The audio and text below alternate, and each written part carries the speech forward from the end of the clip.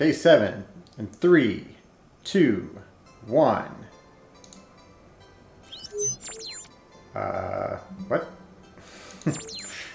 Okay. You can hear birds chirping and raindrops hitting leaves as the expedition proceeds. Occasionally you can even hear much louder sounds in the distance. How big do the animals get out here anyway? The device the elves gave you has problems with more than just its communication system. You try to run a system update. System update, please. Pretty please with sugar on top. No space left. Okay. Perhaps you can delete some files and make space for the update. You browse around the file system to assess the situation and save the resulting terminal output, your puzzle input. For example, cd ls dir a, okay, blah, blah, blah. Okay.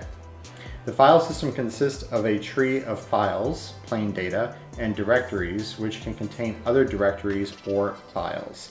The outermost directory is called root. You can navigate around the file system moving into or out of directories and listing the contents of the directory you're currently in. Within the terminal outputs, lines that begin with $sign are commands you're executed, very much like some modern computers. cd means change directory. This changes which directory is the current okay. cdx moves in one level. We know all of these things. Okay. ls means list. It prints out. Okay. And then means that the current directory contains a file named abc with a size of 123. dir xyz means that the current directory contains a directory named xyz. Okay.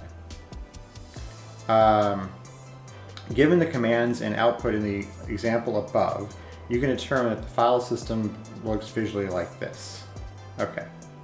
Here there are four directories: root, the outermost directory, A and D, which are in root, and E, which is an A. These directories also contain files of various sizes.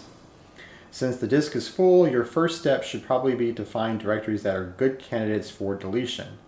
To do this, you need to determine the total size of each directory. The total size of a directory is the sum of the sizes of the files it contains, directly or indirectly. Directories themselves do not count as having any intrinsic size. The total size of the directories above can be found as follows. The total size of directory E is 584 because it contains a single file I of size 584 in other directories. Directory A has total size because it contains blah, blah, blah. Okay. As the outermost directory, root contains every file. Its total size is blah, the sum of the size of every file. To begin with, find all the directories with a total size of at most 100,000. Then calculate the sum of their total sizes. In the example above, these are directories A and E. The sum of their total sizes is blah.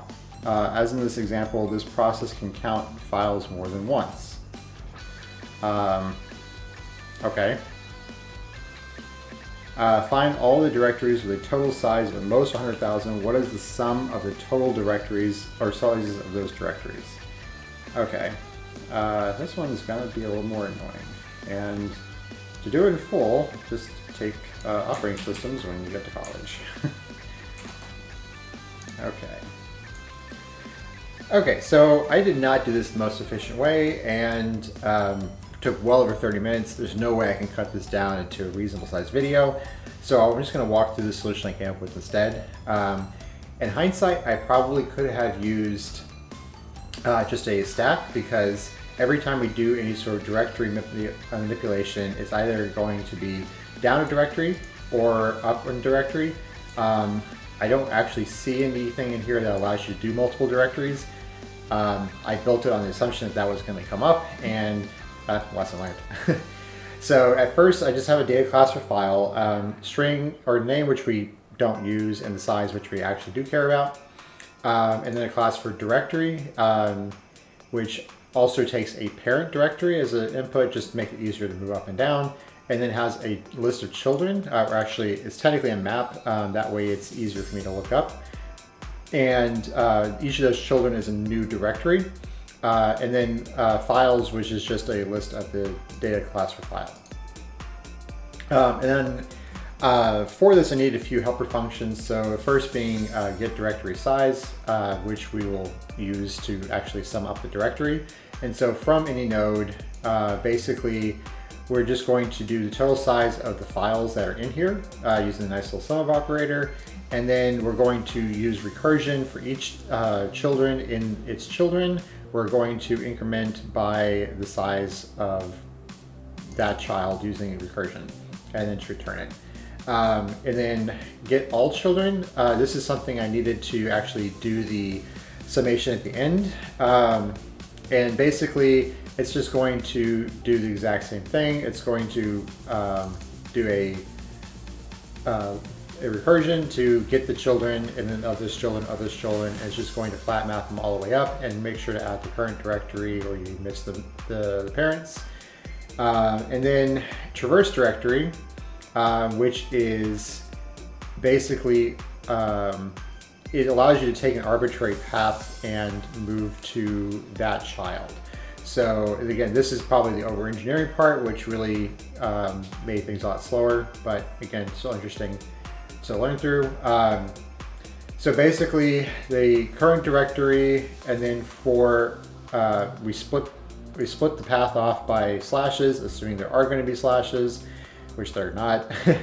And for each directory in that list, then we basically just traverse down one directory. Easy enough. And then I also factored out the input file or the read input portion because that's the same for both halves.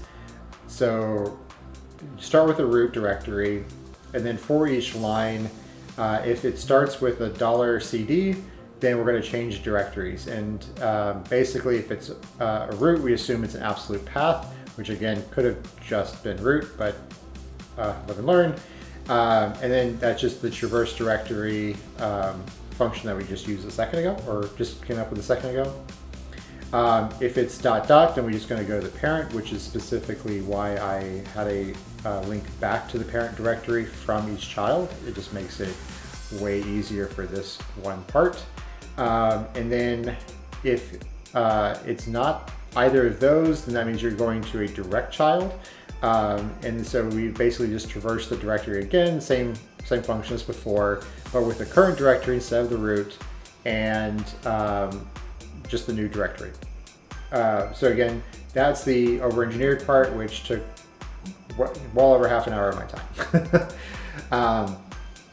So then if the line substring is instead an ls, then we're going to iterate through lines basically until it's not a command.